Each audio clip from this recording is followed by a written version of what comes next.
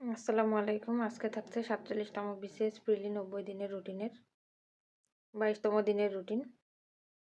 আপনাদের সাথে আমি শেয়ার করব। আজকে সংবিধানের পড়া শুরু হবে, তো সেটাও আমি আজকে দেখাবো যে কিভাবে পড়তে হবে। চলেন আজকে আমরা রুটিনটা দেখি, পরবর্তীতে এটা দেখব।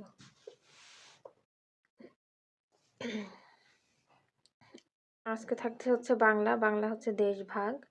এখানে গত কয়েকদিন পড়ছি হচ্ছে মুক্তিযুদ্ধ ভিত্তিক রচনাবলী এবং ৫২'র ভাষা আন্দোলন ভিত্তিক রচনাবলী। আজকে পড়ব হচ্ছে দেশভাগ ভিত্তিক যে রচনাবলীগুলো আছে সেগুলা। তো এটা সবগুলো বইতেই পাবেন, আর না পেলে ডাইজেস্ট থেকে দেখবেন, ডাইজেস্টে আছে, তো সেখান থেকে পড়বেন। এরপরে থাকছে হচ্ছে ম্যাথ। ম্যাথ হচ্ছে মুনাফা, মুনাফা পার্ট 4। এরপরে থাকবে হচ্ছে ইংলিশ। ইংলিশ হচ্ছে জেন্ডার, এমসিকিউ। গত কয়েকদিন ধরে আমরা জেন্ডার পড়ছি, তো আজকে জেন্ডার পড়া শেষ। এর থেকে যতগুলো এমসিকিউ পরীক্ষাতে আসছে সেগুলো পড়ব। এরপরে থাকবে হচ্ছে বিজ্ঞান। বিজ্ঞান থাকবে হচ্ছে সালোক সংশ্লেষণ। এই টপিকটা পড়ার পরে আমরা পড়ব হচ্ছে ৩৮, ৩৯, ৪০ বিসিএস কোশ্চেন বিজ্ঞান অংশটুকু।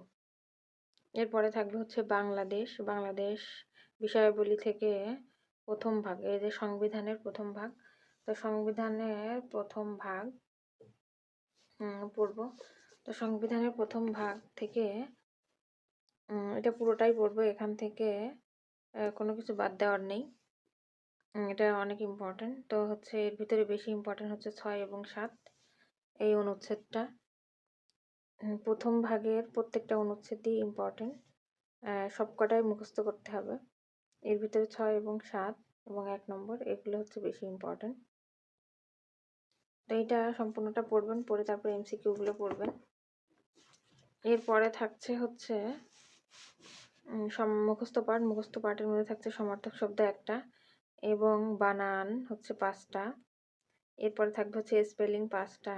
এরপরে হচ্ছে সাবস্টিটিউশন, ওয়ার্ড সাবস্টিটিউশন হচ্ছে ৫টা, সিনোনিম এবং অ্যান্টোনিম ৫টা এবং ফ্রেজ হচ্ছে ১৫টা। তো আজকে এই পর্যন্তই। সকলকে ধন্যবাদ এবং পরবর্তী ভিডিও দেখার জন্য আমন্ত্রণ রইল।